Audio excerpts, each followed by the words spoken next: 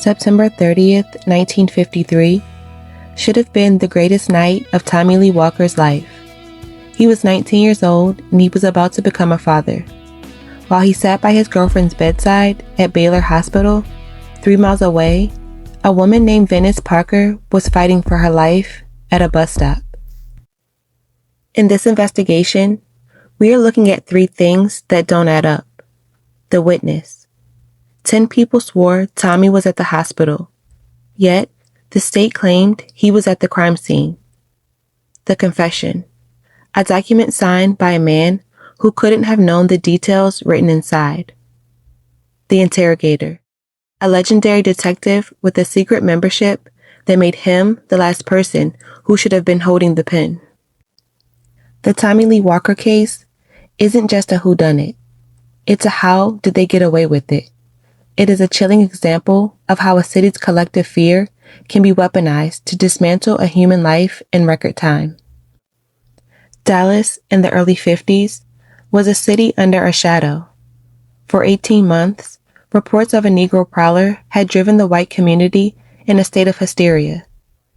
When Venice Parker, a 31-year-old store clerk, was found with her throat slashed on Lemon Avenue, the city didn't want an investigation.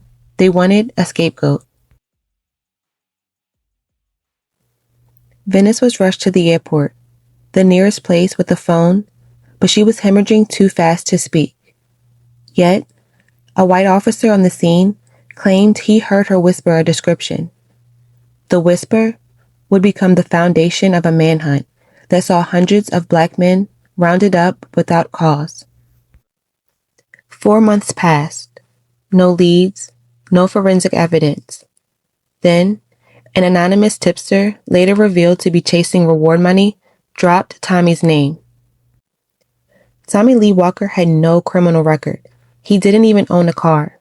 To get from the hospital where his son was being born to the crime scene, he would have had to travel 3 miles on foot, commit a violent crime, and return, all while being seen by 10 different people at the hospital. The math simply didn't add up. Tommy was taken to an interrogation room headed by Captain Will Fritz. Fritz was a legend, the man who would later interrogate Lee Harvey Oswald.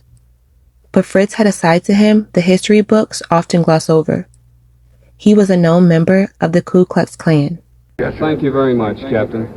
That was Captain Will Fritz, the Chief of Detectives, the man who's heading the investigation in Dallas, Texas, into the assassination of President Kennedy. This is where the case takes its most disturbing turn. After hours of interrogation without a lawyer, Tommy Lee Walker signed a confession. But when you look at the document today, the truth within it is haunting. The first confession Tommy signed was so factually incorrect that even the police couldn't use it. It didn't match the wounds. It didn't match the location. So they did something unthinkable. They wrote a second one for him. The disturbing detail isn't just that he confessed. It's that the police literally fixed his statement to fit the evidence they already had. They fed a 19-year-old boy the details of a murder, threatened him with the electric chair, and then watched him sign his own death warrant. When Tommy finally stood before a judge, he tried to tell them. He said, "I feel that I've been tricked out of my life." But in 1954 Dallas, a black man's word against a hero detective, Tommy didn't stand a chance. That led to a false confession, which Tommy later recanted. I feel that I have been tricked out of my life. The trial lasted only a few days. The jury consisted of all white men. Despite 10 alibi witnesses, it took them almost no time to return a death sentence. On May 12, 1956, at the age of 21, Tommy Lee Walker was led to the electric chair. His last words, a simple, quiet plea of innocence. And now 70 years For later, 70 just years, feet away from where he his son sat, Edward lived with the weight of that truth. Edward Lee Smith, But in January still waits. 2026, the silence was finally broken. It was hard for me. Because Edward was born just hours after Venice was murdered near Love Field. A Dallas police officer claimed Venice said a black man was the attacker. And after Tommy Lee was arrested months later, it took an all-white jury less than 2 hours to convict him. She said, baby, they give your father the ligature.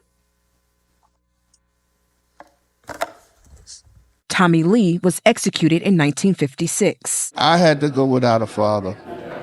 70-some years. 70 years, still fighting for his father's innocence.